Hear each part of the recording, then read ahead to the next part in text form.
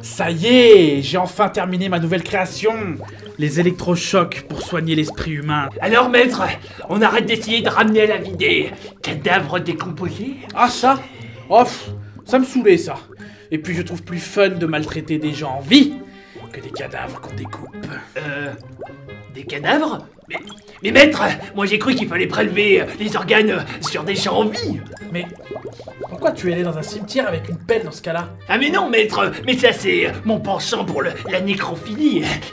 Ah oui maître, mon bon maître, ne me frappez pas maître. D'ailleurs, tu es au courant que la voisine est décédée? Eh ben, vous m'excuserez maître, j'ai rendez-vous au cimetière.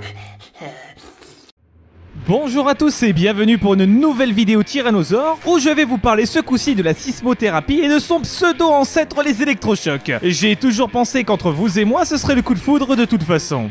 Comme toujours, pensez à vous abonner à la chaîne Tyrannosaure et la page Facebook Infirmosaure afin de suivre mes actualités et pour découvrir mes vidéos dans tous les formats. C'est parti donc pour faire du sale dans le médical. Alors à l'origine, dans les années 1930, exactement en 1938 si je ne m'abuse, Ugo Serletti et Lucio Bini, aidés des expériences de leurs prédécesseurs, observèrent l'attitude des porcs qui, avant d'être tués, sont électrisés afin d'être plus calmes durant la séance de fin de vie. Serletti et Bini décident alors d'expérimenter cette nouvelle technique sur des chiens, puis sur des hommes. Ils reprirent l'idée du choc au cardiazol, un traitement imaginé par un psychiatre hongrois, Ladislas József von Meduna, en le remplaçant par le choc électrique. C'est seulement le 15 avril 1938 à l'hôpital psychiatrique de Rome que l'équipe italienne appliqua le premier électrochoc à un patient schizophrène ayant des hallucinations et des confusions. Évidemment sans son accord. Bah ouais, logique. Après le deuxième essai, le malade supplie qu'on ne recommence pas. Finalement, les résultats sont donc peu concluants et même incertains dans le traitement des psychoses, mais en revanche très positifs dans le traitement des dépressions sévères. Alors maître, et ça fonctionne comment votre truc là? Alors, c'est un peu comme les monstres qu'on ressuscitait. On balance une décharge électrique dans le patient, et après, hop là, ça va mieux. Ah maître, oui, c'est une excellente idée. Ah oui mon bon maître, ah oui maître. Allez, va me chercher les chiens, qu'on expérimente un peu ça. Les chiens? Mais quels chiens? Ceux que je t'ai donnés ce matin. Ah mais merde! Moi je pensais que c'était pour les manger les chiens. Alors j'en ai fait un bon ragoût là, ah oui, un bon ragoût pour le midi là. Bon, et ben allonge-toi. On va tester ça sur toi. Encore? J'en ai marre. On a déjà fait ça la dernière fois avec le toucher rectal. Ah, crois-moi, c'était aussi difficile pour moi que pour toi. Oui, vous avez bien compris. À l'origine, les électrochocs n'étaient pas utilisés pour les troubles de l'humeur, comme on utilise la sismothérapie maintenant, mais bien pour soigner les patients psychotiques. Et je ne vous raconte pas le côté barbare. C'est pas juste, j'avais gagné. Finis-le, Kilgar. Je veux que son sang saigne. Oh, quel monstre immoral. Bon nombre d'anciens psychiatres se rappellent encore quand, pendant leur internat, ils devaient tenir les patients pendant les électrochocs alors que ces fameux patients n'étaient même pas anesthésiés. Imaginez un peu le côté hardcore et le moment où vous voyez un être humain électrifier la tronche d'un autre humain pendant que vous lui tenez les jambes. On se croirait presque retourné à Guantanamo ou dans une prison mexicaine. Pour vous faire une idée, n'hésitez pas à regarder Vol au-dessus d'un nid de coucou, et là ça vous parlera. Alors mon bon Igor, tu as trouvé un sujet pour ma nouvelle trouvaille? Ah oui mon bon maître, j'ai trouvé un sujet idéal. Une femelle, une hystérique. Elle est dans envie sexuelle. Elle refuse d'obéir à son mari.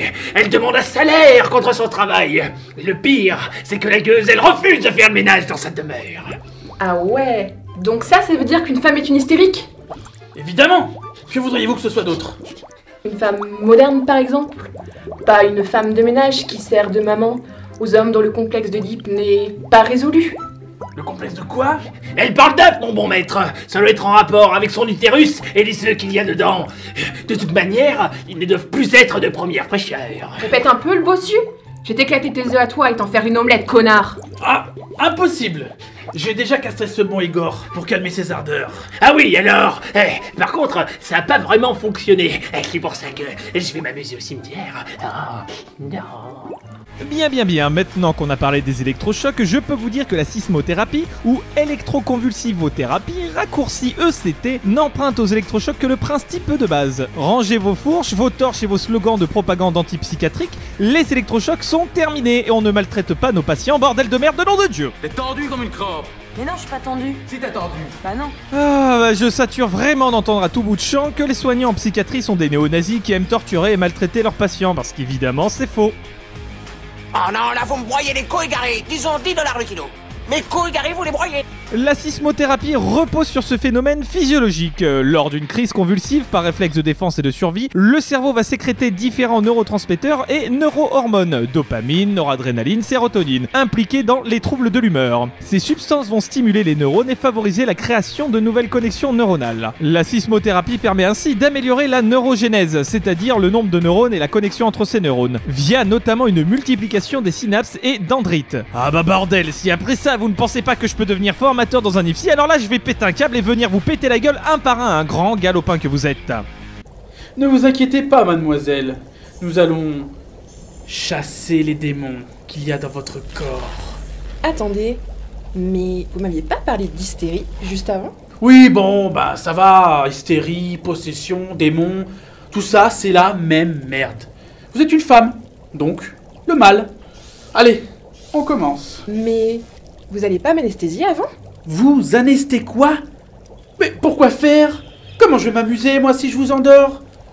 Faut souffrir un peu pour être belle. Mais vous êtes sûr de ce que vous faites? Est-ce que vous êtes vraiment docteur au moins? Mais oui, ne vous inquiétez pas. Je suis docteur. En histoire de l'art. Il s'agit du même principe utilisé dans les électrochocs d'autrefois, mais dans un environnement et des conditions beaucoup plus sécurisées pour le patient, puisqu'il est mis sous anesthésie et sous curare. Évidemment, quand je dis même principe, je parle de même idée de base, hein. Ça se résume seulement à ça. Ça ne veut pas dire que c'est exactement la même chose, mais en un peu mieux. Non, ne me faites pas dire ce que je n'ai pas dit. Bon, comme on est des soignants trop méchants, hein, forcément vous aurez compris qu'en bon salopard, ça nous manque, hein, évidemment, de ne plus torturer les gens. À toute la team premier degré, je vous emmerde. Je rentre à ma maison. Selon les recommandations, la sismothérapie peut être utilisée en première intention lorsqu'existe un risque vital du genre risque suicidaire, altération grave de l'état général, etc. Ou lorsque l'état de santé d'un patient est incompatible avec l'utilisation d'une autre forme de thérapeutique efficace. Ou en seconde intention après l'échec d'un traitement pharmacologique de référence dans ces différentes pathologies qui suivent. La dépression majeure, la bipolarité en accès maniaque aigu et certaines formes de schizophrénie. Dites-moi, docteur, j'ai entendu dire que vous aviez prescrit une sismothérapie à un patient. Eh oui, au vu de sa pathologie, il m'est clairement apparu qu'il nécessitait cette thérapie. Et alors du coup, qu'est-ce qu'il a? Trouble bipolaire? Non. Dépression majeure? Non. Bon bah alors, qu'est-ce qu'il a? C'est juste un gros con qui tape, et sur sa femme, et sur ses gosses. Donc j'ai prescrit une orchidectomie. Le hachoir est dans la cuisine. Allez, bonne journée. L'efficacité curative à court terme de la sismothérapie sur les dépressions majeures a été démontrée chez 85 à 90% des patients, soit une efficacité comparable aux antidépresseurs. Un traitement de consolidation s'impose dans les suites d'un traitement par sismothérapie en raison du taux élevé de rechute dépressive dans l'année qui suit. Ce peut être un traitement médicamenteux ou des séances de sismothérapie de consolidation. Concernant la bipolarité, les études montrent que la sismothérapie est aussi efficace que le lithium sur l'accès maniaque aigu chez les patients recevant des neuroleptiques et permet d'obtenir une action rapide sur l'agitation et l'exaltation. On fait le 23. On fait le 23. Ouais, vas-y. Il est manifestement dans un état précaire. Et quand on voit le niveau de toxicité du lithium, à choisir, va falloir y réfléchir. Bon, après plusieurs séances et constatant qu'il n'y a pas d'amélioration de votre démon... De mon humeur, vous voulez dire? Oui, votre démon de l'humeur. Bref, j'ai fini par élaborer un autre traitement. Donc, fini les électrochocs? C'est dommage, pour une fois que je pouvais avoir des orgasmes. Attendez, quoi? Les femmes peuvent avoir des orgasmes? Intéressant. Je constate que la patiente est devenue délirante après les électrochocs. Bon, et sinon, c'est quoi ce traitement? Du lithium. Et c'est très efficace, je vous le garantis. Et ça fonctionne comment, le lithium? C'est très simple. Il suffit de l'avaler. Allez, on mange la pile de lithium. Ah bah merde! Je suis donc en train de vous expliquer que finalement, on soigne vraiment des gens? Mais qui l'aurait cru? Oh, alerte au gogol! Alerte au gogol, les enfants! En psychiatrie, on ne se contente pas seulement d'enfermer des gens pendant des années sans rien faire pour eux. Et puis blague à part, passez voir ma vidéo sur les chambres d'isolement, vous apprendrez quelques trucs intéressants sur le sujet, gilet gomme plein de clichés, comme ici d'ailleurs. Bon, l'infirmier, j'ai fini de faire les prescriptions. J'ai un prénom, c'est David. Oula, mais j'en ai rien à foutre. On ne va pas devenir copains. Alors calmez vos ardeurs. Mais 600 gouttes de Nosinant 3 fois par jour pour tous les patients du service? Ça fait pas un peu trop là. Si, mais demain je pense pas bien bosser. J'ai la flemme. Donc je veux qu'il reste tranquille en mon absence. Bon d'accord, mais là, ça fait un peu du surdosage quand même. Finalement, prenez cette prescription aussi. C'est quoi? C'est du Nosinant. C'est pour vous. Parce que vous me faites chier et ça vous fera fermer votre gueule. Alors, pour achever la bête, quels sont les risques? La sismothérapie ne provoque pas de lésions cérébrales, mais certains risques persistent. Le risque de mortalité lié à l'anesthésie générale est estimé à 2 pour 100 000 séances de sismothérapie, et oui, après c'est une anesthésie, donc bon. Eh oui, même quand on vous opère des dents de sagesse sous anesthésie générale, vous risquez de mourir. De même que les grosses merdes qui roulent comme des barrets sur la route, donc pas la peine de venir me chier une pendule, non merci. Oh, tu as fait une belle crotte, mon chéri.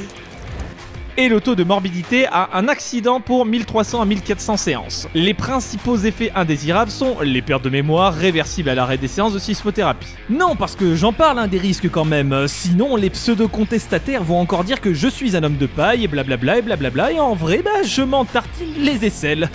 J'espère que cette vidéo vous aura plu les amis et ce fut un plaisir de niquer des clichés sur la sismothérapie et de vous expliquer que la torture dans les structures psy et non plus les asiles, bordel évolué, eh bien c'est fini, it's over. A très vite pour une nouvelle vidéo Tyrannosaure, mes ours en gélatine dégueulasse. Je vous aime, poutou poutou.